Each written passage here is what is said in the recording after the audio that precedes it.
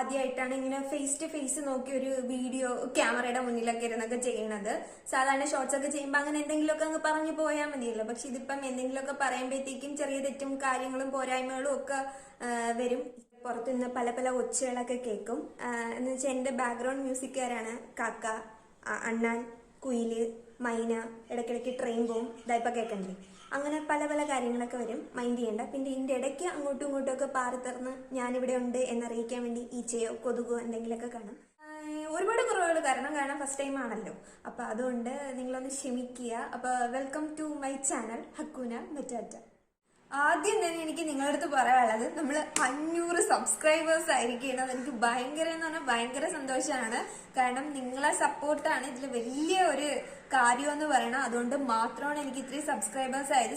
1000 subscribers ഒക്കെ ആകുമ്പോഴല്ലേ സാധാരണ എല്ലാവരും ഇത്ര സന്തോഷപ്പെട്ടതെന്ന് വെച്ചാൽ 500 വലിയ കാര്യമാണ് എന്നെ സംബന്ധിച്ച്. കാരണം ഞാൻ ഏറ്റവും കൂടുതൽ മടിയുള്ള ആളാണ്. അപ്പൊ മടി പിടിച്ചാണ് ഞാൻ ഇത്രയും കൊണ്ടെത്തിച്ചത്. പിന്നെ ഓരോരുത്തരുടെ സപ്പോർട്ട് അതെനിക്ക് പറയാതിരിക്കാൻ വയ്യ. എന്റെ ഫ്രണ്ട്സ് ആണെങ്കിലും വീട്ടുകാരാണെങ്കിലും ആരായാലും എന്നെ ഭയങ്കര രീതിക്ക് സപ്പോർട്ട് ചെയ്യാറുണ്ട്. അപ്പൊ അതെല്ലാം ഒക്കെ കൊണ്ടാണ് നമ്മളിപ്പോ ഇത്രയും ഇതായത്. അപ്പൊ അതുകൊണ്ട് എനിക്ക് ഭയങ്കരമായിട്ട് സന്തോഷമാണ്. ദൈവത്തിന്റെ ഇതിലും ഒക്കെയാണ് എനിക്ക് കറക്റ്റ് ആയിട്ട് കിട്ടിയത്. അപ്പം അത്രയും സന്തോഷം തോന്നുന്നു. അപ്പൊ 1000 സബ്സ്ക്രൈബേഴ്സ് പെട്ടെന്ന് തന്നെ ആവട്ടെ എന്ന് നിങ്ങളും എന്നെ സഹായിക്കണം. അതുപോലെ തന്നെ ഞാൻ പ്രാർത്ഥിക്കുകയും ചെയ്യുന്നുണ്ട്. അപ്പൊ അത് പെട്ടെന്നാവും എന്നാണ് എൻ്റെ ഒരു വിശ്വാസം. ആവും. അപ്പൊ ഇന്നത്തെ ഈ ലോങ് വീഡിയോ എന്ന് പറയുന്നത് എൻഗേജ്മെന്റ് പ്രമാണിച്ചുള്ള വീഡിയോ ആണ്. അപ്പൊ ഒരുപാട് പേര് എൻ്റെ അടുത്ത് ചോദിച്ചിട്ടുണ്ടായിരുന്നു, ഇതെവിടെ നിന്നാണ്, അതെവിടെ നിന്നാണ്, ഡ്രസ്സ് എവിടെ നിന്നാണ്, അതെങ്ങനെ ചെയ്തു, ഇങ്ങനെ ചെയ്തു എന്നൊക്കെ ഉള്ള. അപ്പൊ അതിൻ്റെതായിട്ടുള്ള എല്ലാം കൂടെ ഇൻക്ലൂഡ് ചെയ്തിട്ടുള്ള ഒരു ലോങ് വീഡിയോ ആണിത്. അപ്പൊ നമുക്ക് വീഡിയോയിലോട്ട് പോവാം. അപ്പൊ ആദ്യം തന്നെ ഡ്രസ്സിന്റെ കാര്യം പറയാം. ഡ്രസ്സ് ഞങ്ങൾ എടുത്തത് അട്ടക്കുളങ്ങര രാമചന്ദ്രനിൽ നിന്നായിരുന്നു. നമ്മൾ ഒരുപാട് റെഫറൻസ് നോക്കി. ആ റെഫറൻസ് ഒക്കെ നോക്കിയതിന് ശേഷം ഒരെണ്ണം സെലക്ട് ചെയ്തു. ഒരു മയിൽപ്പീലിയുടെ ഗ്രീൻ ബ്ലൂ ആ ഒരു ഷെയ്ഡി വരുന്നതായിരുന്നു. ബ്രൊക്കേഡിന്റെ ബ്ലൗസ് പീസ് ആയിരുന്നു. അത് 120 രൂപയായിരുന്നു. പിന്നെ ഷോൾ വന്നിട്ട് മീറ്റർ വന്നിട്ട് 54 രൂപയായിരുന്നു. അത് സാധാ ഷിഫോൺ മെറ്റീരിയൽ ആയിരുന്നു. പിന്നെ അത് കഴിഞ്ഞിട്ട് ഓഫ് വൈറ്റിന്റെ സാരിയാണ് എടുത്തത്. അത് ഒരുപാട് തിരഞ്ഞു, ലാസ്റ്റ് കിട്ടാതായപ്പോൾ ഓഫ് വൈറ്റിന്റെ ഒരു സാരി എടുത്തു. അത് വന്നിട്ട് 650 രൂപയായിരുന്നു.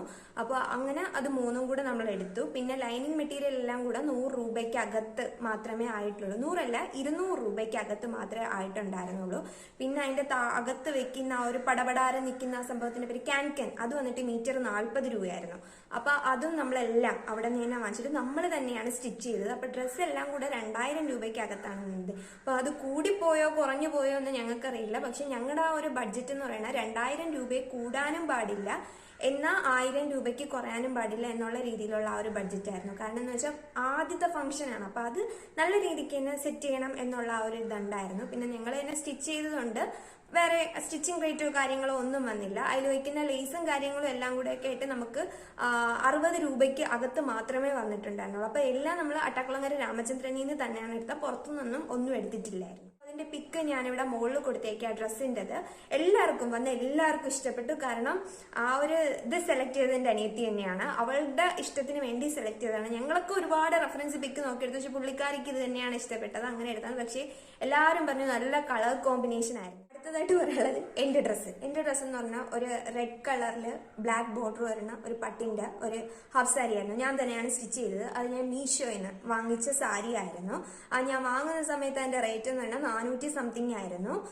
ഇപ്പൊ അതിൻ്റെ 500 സംതിങ് കിടപ്പുണ്ട്. ഞാൻ ഇന്നലെ നോക്കിയപ്പോൾ 500 സംതിങ് ഉണ്ടായിരുന്നു. അപ്പൊ ഞാൻ അത് കൊടുത്തേക്കാം. അതായിരുന്നു ഒരുപാട് പേര് എൻ്റെ അടുത്ത് ചോദിച്ചായിരുന്നു ഈ ഡ്രസ്സ് എവിടെയെന്ന്. എനിക്ക് ഒരൊറ്റ ആഗ്രഹം മാത്രമേ ഉണ്ടായിരുന്നുള്ളൂ, ഫംഗ്ഷനിൽ മുന്നിട്ട് നിൽക്കാനുള്ളത് ഞാനല്ല, എൻഗേജ്മെന്റിന് നിൽക്കുന്ന ആ ഒരു കുട്ടിയാണ് മുന്നിട്ട് നിൽക്കാനുള്ളത്. പക്ഷേ എനിക്ക് അവിടെ ഒരുപാട് മോശമായി പോകാനും പാടില്ല, എന്നാൽ ഒത്തിരി ഭയങ്കര എടുപ്പായിട്ട് പോകാനും പാടില്ല. കാരണം എൻ്റെ അമ്മ ഉൾപ്പെടെ ഞാൻ പലരിതും പറഞ്ഞ് കേട്ടിട്ടുണ്ടാണ്, ഒരു എൻഗേജ്മെന്റ് ആയാൽ പോലും അല്ലെങ്കിൽ ഒരു കല്യാണം ആയപ്പോലും അതിൽ കല്യാണ പെണ്ണേതെന്നോ അല്ലെങ്കിൽ കൂട്ടുകാരി ആരെന്നോ അല്ലെന്നുണ്ടെങ്കിൽ ഇപ്പൊ പ്രത്യേകിച്ച് സഹോദരിമാരാരെന്നോ അറിയാൻ പറ്റാത്ത രീതിക്കാണ് ഒരുങ്ങി നിൽക്കുന്നത്. എനിക്ക് അങ്ങനെ പാടില്ലായിരുന്നു. അപ്പൊ ആ ഒരു രീതിക്ക് എൻ്റെ ആ ഒരു ചിലവെന്ന് പറയുന്നത് ആ ഒരു ഡ്രസ്സിൻ്റെത് മാത്രമായിരുന്നു. വേറെ ഒന്നും ഞാൻ പുറത്തുനിന്നൊന്നും വാങ്ങാനല്ല. എൻ്റെ കയ്യിലുണ്ടായിരുന്ന കുപ്പിവളയൊക്കെ ഇട്ട് തന്നെയാണ് ഞാൻ അഡ്ജസ്റ്റ് ചെയ്ത്. അതിന്റെ ആവശ്യമേ ഉള്ളൂ നമുക്കവിടെ. പിന്നെ രണ്ടാമത് മേക്കപ്പ്. ആദ്യം മേക്കപ്പ് ഒന്നും വേണ്ട എന്ന് പറഞ്ഞിട്ട് പിന്നീട് ശരി ജസ്റ്റ് ഒന്ന് ടച്ചപ്പ് ചെയ്ത് വിടാം എന്നുള്ള രീതിയിൽ. പിന്നെ സംഭവം ഈ മേക്കപ്പിന്റെ ഒരു ഐറ്റം പോലും ഞങ്ങളുടെ വീട്ടിലില്ല, ഞങ്ങളുടെ അവിടെയൊന്നും ഇല്ല. അപ്പൊ പിന്നെ അതെങ്ങനെ ചെയ്യണം എന്നൊന്നും അറിയത്തില്ല. അപ്പൊ അതുകൊണ്ട് എന്തായാലും ഞാൻ ത്രെഡ് ചെയ്യാൻ പോകും. അപ്പൊ ത്രെഡ് ചെയ്യാനായിട്ട് ഞങ്ങളുടെ ഇവിടെ അടുത്തുള്ളടത്ത് തന്നെ പോണത്. അപ്പൊ അതിന്റെ ഇൻസ്റ്റാഗ്രാം ഐഡിയും ഡീറ്റെയിൽസും ഒക്കെ ഞാൻ കൊടുത്തേക്ക്. ഒത്തിരി പേര് എൻ്റെ അടുത്ത് ചോദിച്ചായിരുന്നു ആര് മേക്കപ്പ് ചെയ്ത. അത്ര നല്ല രസമായിരുന്നു. ക്ലീനപ്പ് ചെയ്തിട്ട് ജസ്റ്റ് ഒന്ന് ടച്ചപ്പ് ചെയ്ത് വിട്ടാൽ മതി എന്ന് പറഞ്ഞു. അപ്പൊ ആ ചേച്ചി വാങ്ങിച്ചത് 3500 രൂപയായിരുന്നു. അപ്പൊ ആ ഒരു ഇത് അടുത്തുള്ള ആ ചേച്ചി തന്നെയായിരുന്നു. അപ്പം നമ്മൾ രാവിലെ പോയി ആ ചേച്ചി മേക്കപ്പ് ഒക്കെ ചെയ്ത് പിന്നെ തിരിച്ചു വന്നിട്ടാണ് വീട്ടിൽ വന്നിട്ടാണ് ഡ്രസ്സും കാര്യങ്ങളൊക്കെ ചെയ്തത്. അപ്പൊ ആ മേക്കപ്പ് എന്ന് പറയുമ്പോൾ അത്ര ഉണ്ടായിരുന്നു. പക്ഷെ എല്ലാവർക്കും ഇഷ്ടപ്പെട്ടു, കാരണം അത്രയും സിമ്പിൾ ആയിരുന്നു. നല്ല ഇതായിട്ട് ആ ചേച്ചി ചെയ്ത് തന്നായിരുന്നു. അപ്പൊ അത് ആ നമ്പറും കാര്യങ്ങളും എല്ലാം ഞാൻ താഴെ കൊടുത്തേക്കും. പിന്നെ അതിങ്ങനെ അടുത്ത് പോകുന്നത് ജ്വൽസ് ആണ്. ജ്വൽസ് എന്ന് പറയുമ്പോൾ ഞാൻ റെന്റിന് ഒരുപാട് തിരക്കിയായിരുന്നു. അപ്പൊ 400 രൂപ കുറഞ്ഞൊന്നും ഇല്ലായിരുന്നു. അപ്പൊ അതുകൊണ്ട് നമ്മൾ പിന്നെ എന്ന് വെച്ചാൽ മീഷോയിലൊക്കെ നോക്കിയാൽ അങ്ങനെ അവളുടെ ജ്വൽസ് ഒക്കെ എടുത്തത് മീഷോയിന്നാണ്. വേറെ ഒന്നും എടുത്തില്ല. ഈ ഒരു നെക്ലസ് പീസ് മീഷോയിന്നാണ് എടുത്തത്. ഇതിന്റെ കൂടെ തന്നെ കമ്മലും ഉണ്ട്, പക്ഷെ ജുംക്ക ടൈപ്പ് അല്ല.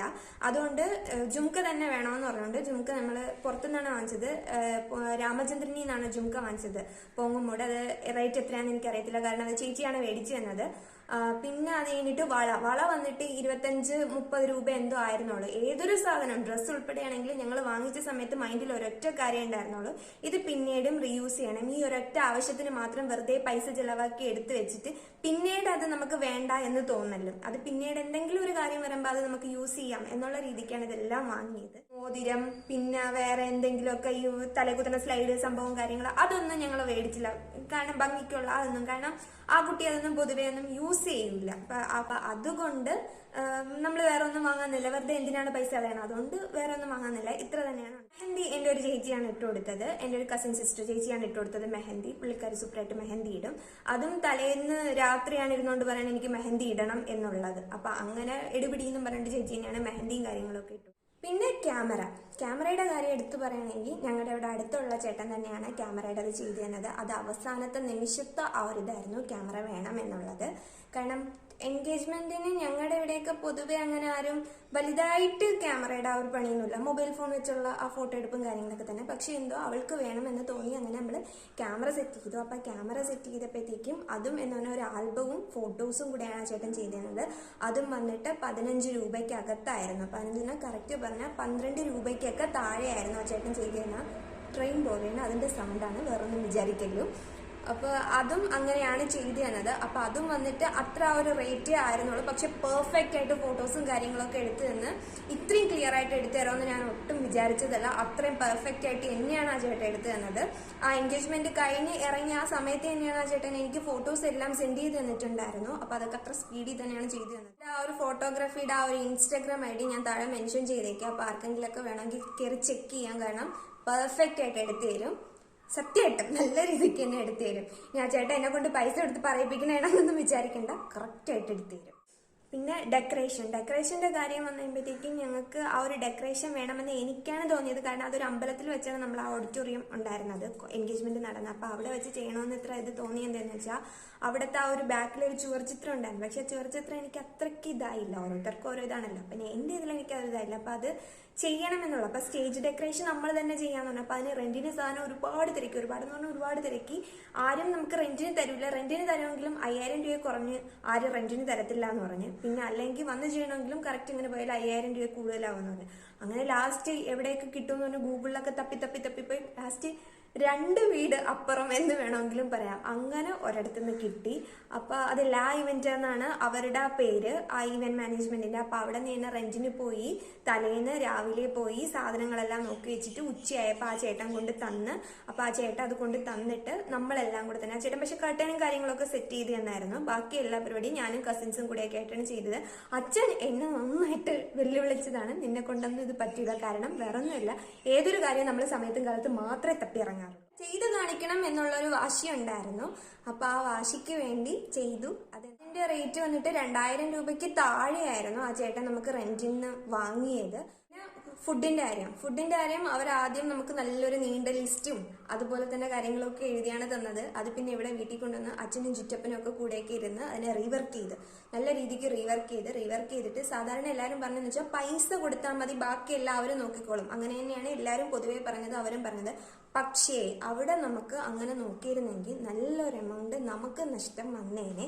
അതുകൊണ്ട് എന്തായെന്ന് വെച്ചാൽ സാധനങ്ങളെല്ലാം നമ്മൾ മേടിച്ചു കൊടുത്തു. അവർ തന്ന ആ ഒരു ലിസ്റ്റിന് നമ്മൾ റീവർക്ക് ചെയ്തു. അച്ഛനും ചിറ്റപ്പനും കൂടെ ഇരുന്ന് നന്നായിട്ട് റീവർക്ക് ചെയ്തു. അവർ എൻഗേജ്മെന്റിന് 3 ദിവസം മുന്നേ വന്നിരുന്ന് ഇവിടെ രാത്രി ഇവിടെ ഇരുന്ന് കഥ പറച്ചിലും കാര്യങ്ങളും റീവർക്കും ഒക്കെ ആയിരുന്നു.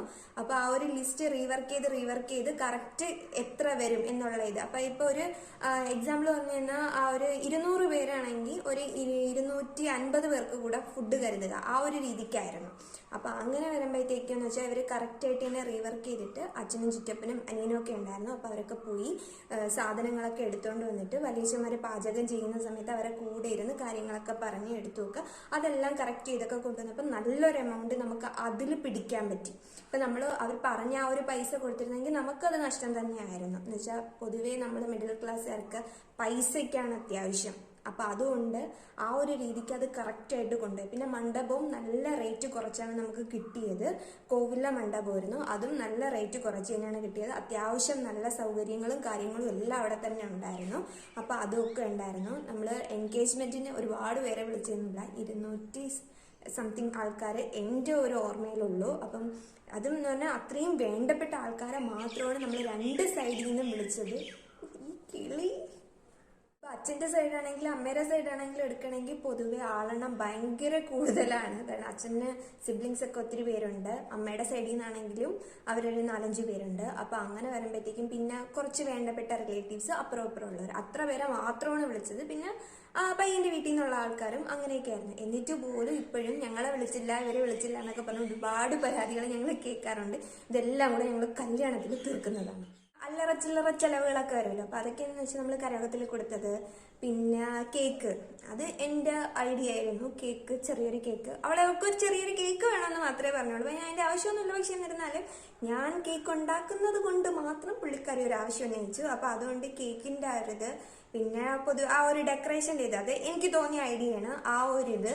പിന്നെ ഇപ്പൊ വീട്ടിലൊക്കെയാണ് വെച്ച് നടത്തുന്നതെങ്കിൽ നമുക്ക് ഓഡിറ്റോറിയത്തിന്റെ കാര്യങ്ങളോ അല്ലെങ്കിൽ ഇത്രയും ആ ഒരു മേക്കപ്പിന്റെ ആ ഒരു രീതികളോ അതൊന്നും വേണ്ട. അപ്പൊ അങ്ങനത്തെ ആ ഒരു ഇത് അതൊക്കെ മാത്രമേ ഉണ്ടായിരുന്നു. നല്ല കാക്കേരി സൗണ്ടൊക്കെ കേൾക്കണുണ്ട്, മൈൻഡ് ആക്കണ്ട.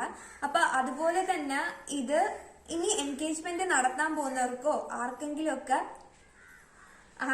ഒക്കെ അത് ഉപകാരപ്പെടും. അപ്പൊ അതിനും കൂടെ വേണ്ടിയിട്ട് ഒരാൾക്കെങ്കിലും ഉപകാരപ്പെടുമല്ലോ. അപ്പൊ അതിനും കൂടെ വേണ്ടിയിട്ടാണ് നമ്മൾ എന്ത് ചെയ്യുമ്പോഴും പ്ലാൻ ചെയ്ത് കറക്റ്റ് ആയിട്ട് അതേ രീതിക്ക് പോയാൽ നമുക്ക് ഫൈനലി അതിന് നല്ലൊരു റിസൾട്ട് കിട്ടും എന്നുള്ളത് എനിക്ക് ഈ ഒരു എൻഗേജ്മെന്റ് വഴി അച്ഛന്റെ അമ്മയുടെ ആ പ്രവൃത്തി വഴിയാണ് എനിക്ക് മനസ്സിലായത്. അപ്പോൾ നമ്മുടെ വീഡിയോ ഇത്രയൊക്കെ ഉള്ളൂ. അപ്പൊ വീഡിയോയിലെ കുറവുകൾ ഒരുപാടുണ്ട്. അപ്പൊ അതൊക്കെ ഒന്ന് ക്ഷമിക്കുക. അപ്പൊ നിങ്ങൾക്ക് ഈ വീഡിയോ ഇഷ്ടപ്പെട്ടെങ്കിൽ താഴെ ഒന്ന് കമന്റ് ചെയ്യുക. അപ്പൊ ഇത്രയൊക്കെയുള്ളൂ. Okay, by.